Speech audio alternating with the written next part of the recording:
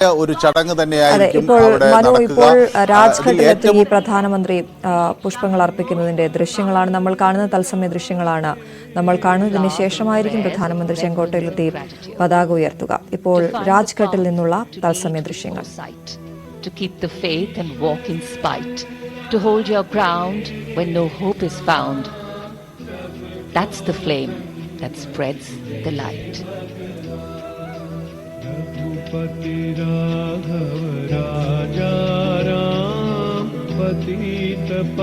Bapu's legacy lives strong. The Prime Minister will now move towards Red Fort for the flag hoisting and address to the nation. राष्ट्र का बापू को नमन और समस्त राष्ट्र की ओर से बापू को श्रद्धा सुमन अर्पित करने के बाद माननीय प्रधानमंत्री अब लाल किले की ओर प्रस्थान कर रहे हैं. മഹാത്മാഗാന്ധിയുടെ ഓർമ്മകൾക്ക് മുന്നിൽ പുഷ്പങ്ങൾ അർപ്പിച്ചുകൊണ്ട് പ്രധാനമന്ത്രി നരേന്ദ്രമോദി രാജ്ഘട്ടിലെത്തി പുഷ്പാർച്ചന നടത്തിയിരിക്കുകയാണ്. മനു, തുടരാം. എല്ലാ വിഭാഗങ്ങളെയും ഉൾപ്പെടുത്തിക്കൊണ്ടുള്ള ഒരു സ്വാതന്ത്ര്യ ദിനാഘോഷം അതാണ് നമ്മൾ നടത്തുന്നത്. लाल किले पर आगमन होगा. അതെ, സ്വാഭാവികമായും ഇതിന്റെ ചടങ്ങുകളുടെ ഭാഗമായി ഏറ്റവും പ്രധാനപ്പെട്ട കാര്യം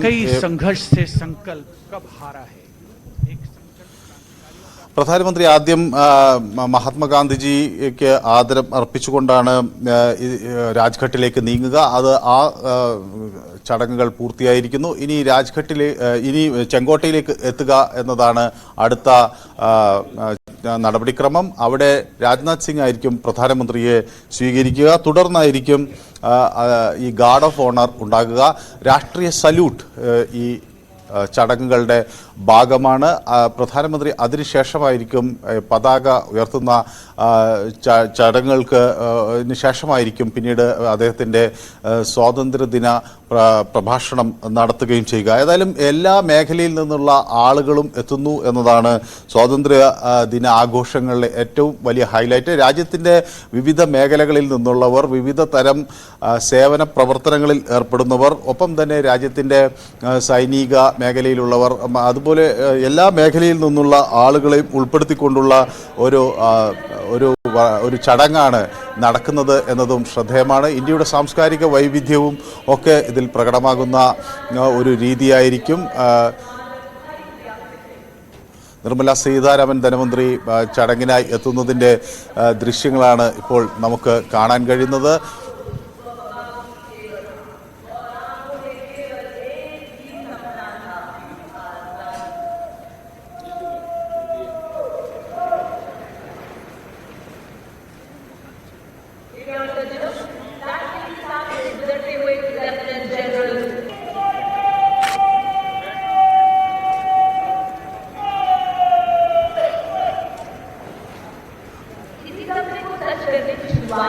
രാഹുൽ ഗാന്ധിയും ചടങ്ങിനായി എത്തിച്ചേർന്നിരിക്കുന്നു. പ്രതിപക്ഷ നേതാവ് എന്ന നിലയിൽ കൂടി രാഹുൽ ഗാന്ധിയുടെ സാന്നിധ്യം വളരെ സുപ്രധാനമാണ്. എച്ച് ഡി കുമാരസ്വാമിയും ഇപ്പോൾ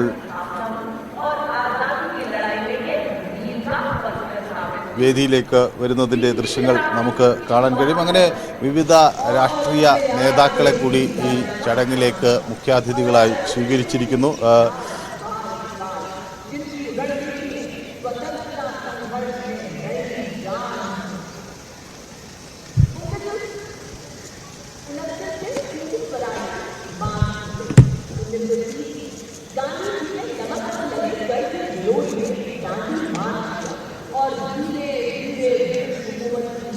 അതാണ് മനു. ഇപ്പോൾ ചെങ്കോട്ടയിൽ നിന്നുള്ള തത്സമയ ദൃശ്യങ്ങളാണ് നമ്മൾ കാണുന്നത്. അതിഥികളെല്ലാം വേദിയിലേക്ക് എത്തുകയാണ്.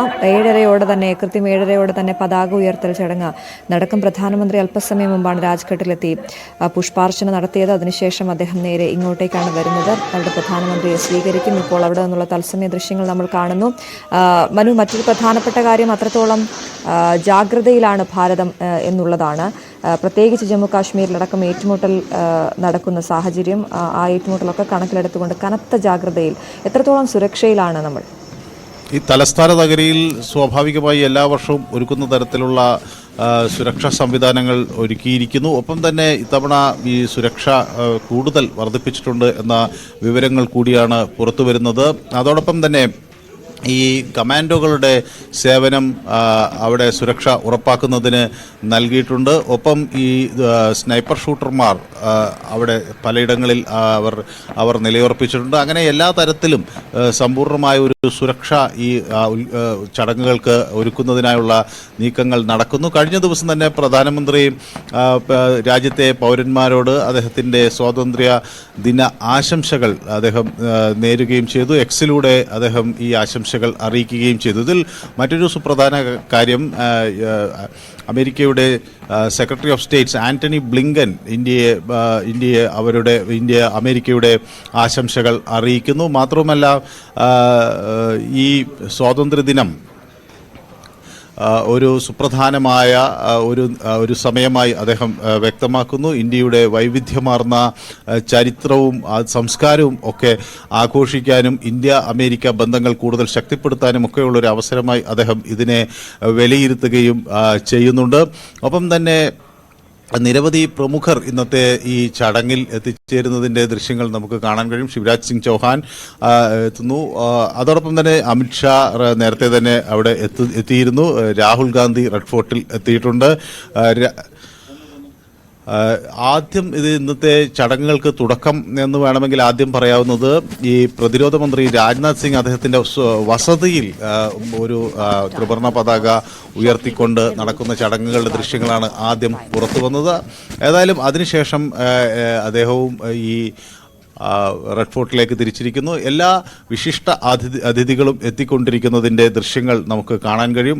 വൈകാതെ തന്നെ 7:30 ഈ ചടങ്ങുകളുടെ പതാക ഉയർത്തലിലേക്ക് നീങ്ങും എന്നാണ് മനസ്സിലാകുന്നത്. അവിടെ അതിനുശേഷമായിരിക്കും പ്രധാനമന്ത്രിയുടെ രാജ്യത്തെ അഭിസംബോധന ചെയ്തുകൊണ്ടുള്ള അദ്ദേഹത്തിൻ്റെ പ്രസംഗം ഉണ്ടാകുക. അത് എന്തൊക്കെ തരത്തിലുള്ള രാഷ്ട്രീയ നയങ്ങൾ ആ പ്രസംഗത്തിൽ ഉണ്ടാകും എന്ന രാജ്യം സഗൗരവം ഉറ്റുനോക്കുന്നു.